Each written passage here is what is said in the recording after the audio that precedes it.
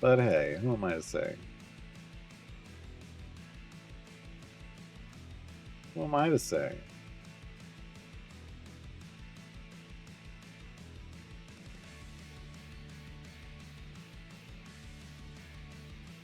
Right number of beers will make everyone Halle Berry? No, they'll make them Halle Beery. Uh, joke. Worst joke. That's saying a lot around here. That's saying a lot around here.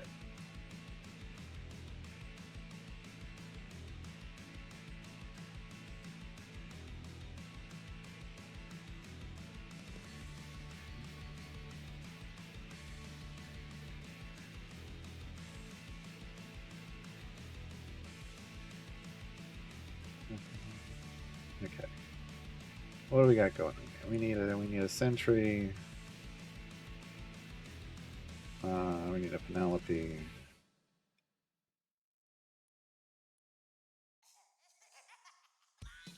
We need a DPS. We'll make it grow.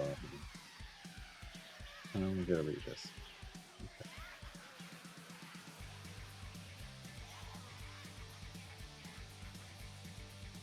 Yeah, a lot of people. There were a lot of comments from people that seasons took too much time, and I didn't understand that.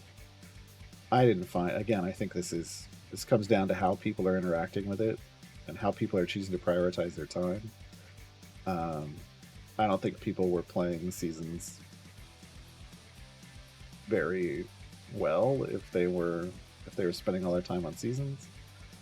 Um, people thought you just had to sit down and grind out all that stuff the moment it showed up. And look, as long as you were doing your regular stuff, that stuff got itself done. And that's what a lot of people just didn't couldn't quite grasp. It felt like. Um, so now I feel like this is better because you're given focused tasks, and then you just have to choose: do you want to do that task or not?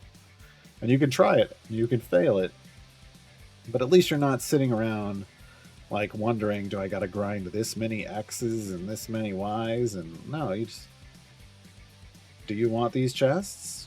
Yes, no. Check yes, check no. Insulting. Gromma. Potion of specialization. Wow. Wow, Gromma. Wow. Enjoy your pizza. And that'd be good.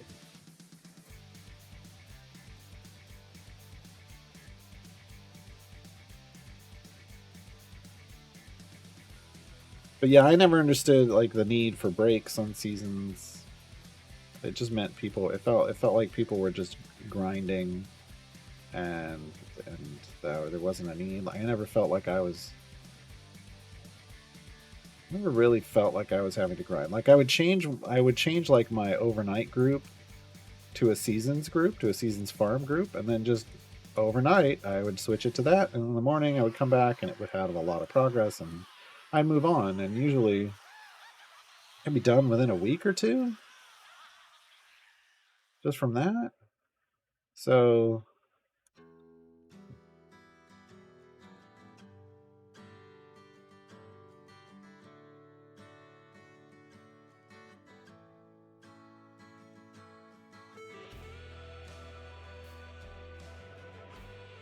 yeah, I would say the new events is way better across the board.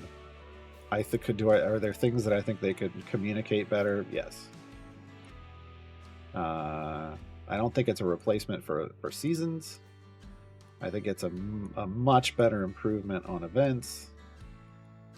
With better a better time system, because before, if you wanted gear, you had to your time in an event was spent grinding free plays to 50, right? Even as a new player, and that's only if you knew to do it. A lot of new players didn't understand. um Whereas now you just buy the tokens and go do whatever you want, and if your time, then you can spend your time attempting those tiers. But there's a hard fast reward. If you do this, you're getting a gold chest.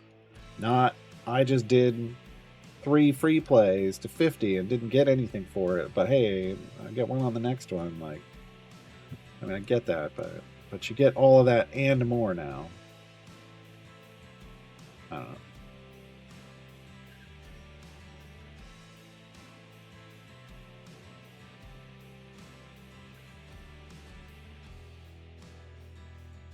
I think because I've always looked at events as mini campaigns, and in the sense of mini campaigns, I think they've aligned them with the game, the way the game works, much better.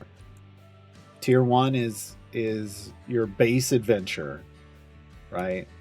Or base variant, which just about anybody can do. As long as you have the favor, you can do it. Is the way it usually works. And then tier 2 is Mert. And then tier 3 is Vajra, and tier 4 is Strahd. But maybe tier 4 is more Elminster now, actually. So maybe it's not Mert. Maybe it's tier 1 is Mert. No, tier 1 is the base. Tier 2 is probably Vajra. Tier 3 is probably Zariel.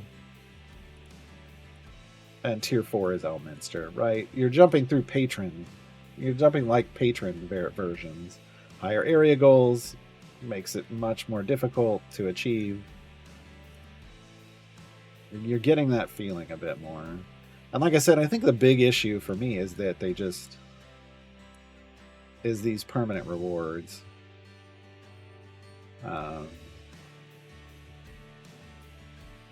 I'll be honest. I think maybe there should be one for each tier. And I don't mean they need to go do feats. Some dev just had a heart attack. Put consumables at the lower tiers. Not the pigments, but like, I don't know. Tier 2 could be a potion of polish. What could tier 1 be?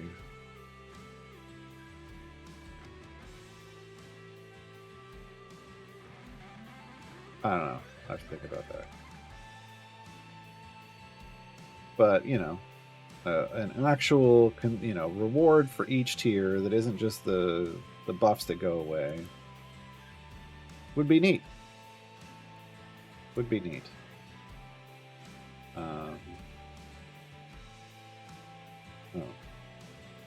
But you could normalize, you could, homogenize, normalize tier 1 and 2 rewards so it's the same for everybody. So you don't have to get into that thought process. Tier 3 I like as a feat. Tier 4 I like as some high-end consumable that, we don't always have access to. Yeah. I think tier 2 is a potion of polish.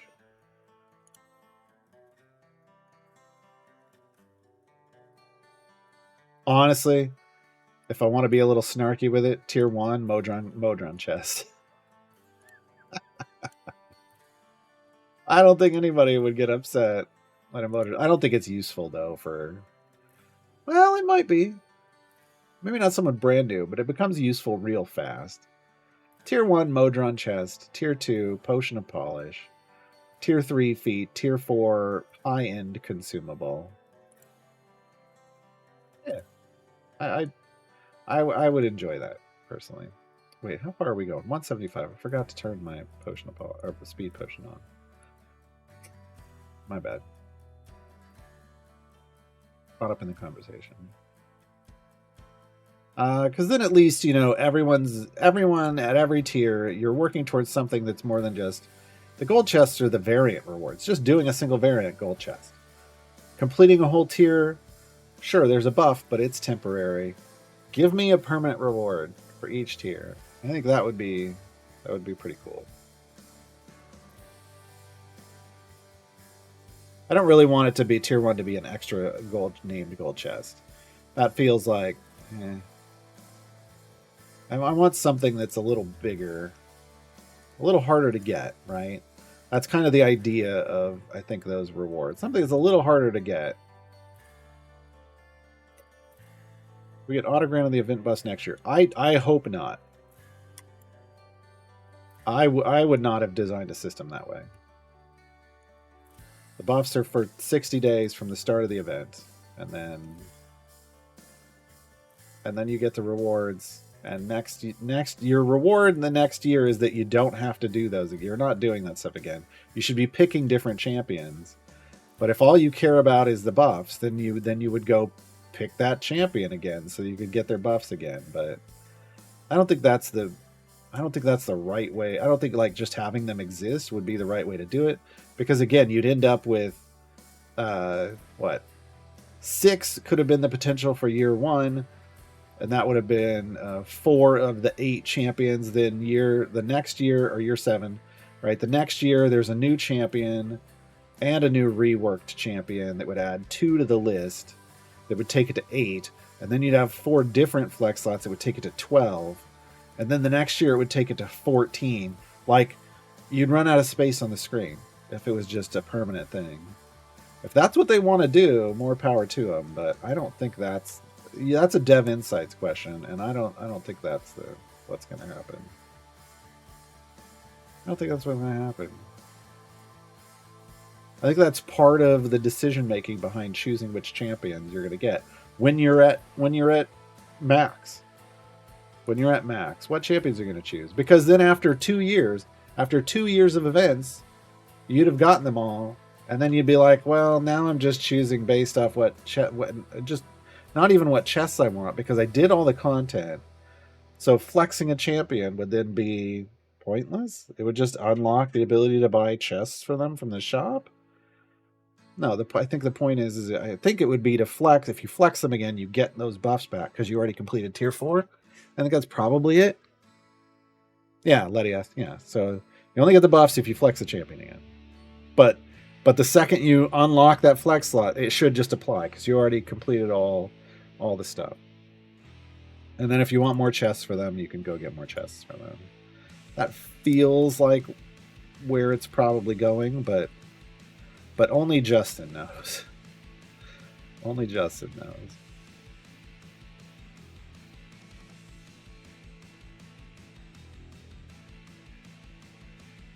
Okay, what was I going to do? I was going to come down here and I was going to talk about the tier system. Oh, no, it needs to be in the champion guide, not the event template.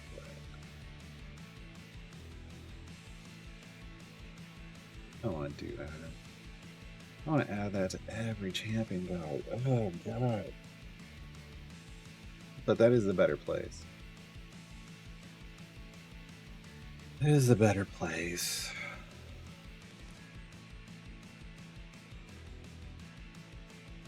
Right down here down at the bottom with the tier explanations.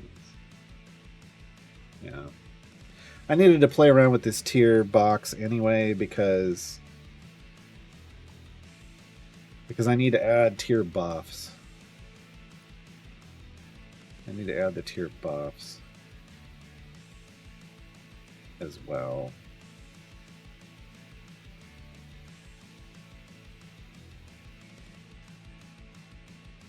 I mean, look, you may very well hit 14. Like, if you get your 9 jump now,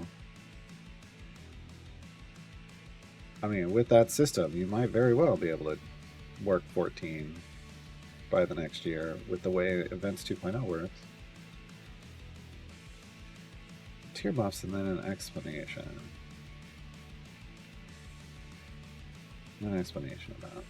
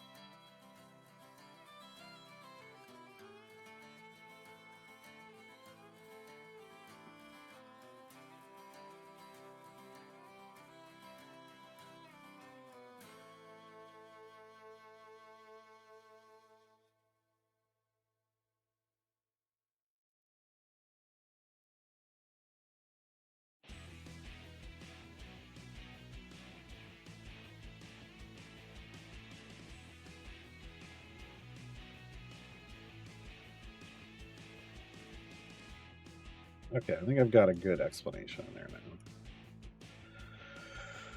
I'll have to go back and like copy paste that into. You know what I haven't been doing is updating the Flex Champion guides to deal with the tier system.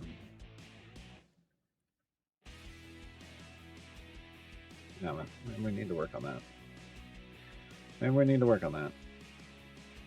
But this will go into all the new guides going forward, and then I just need to go in and adjust the old guides to have this in it as well. Yeah.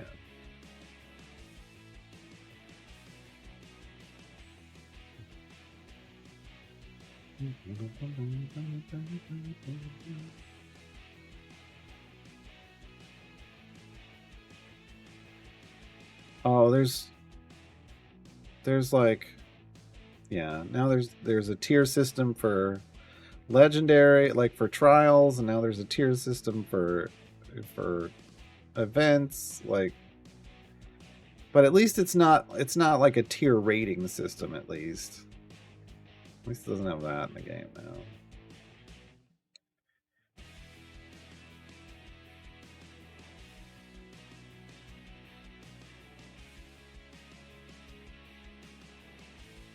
Their cap on legendary levels at 20, level 20. But really 5 is where you just want to get your champions to it first, like for your Tiamat pushing groups.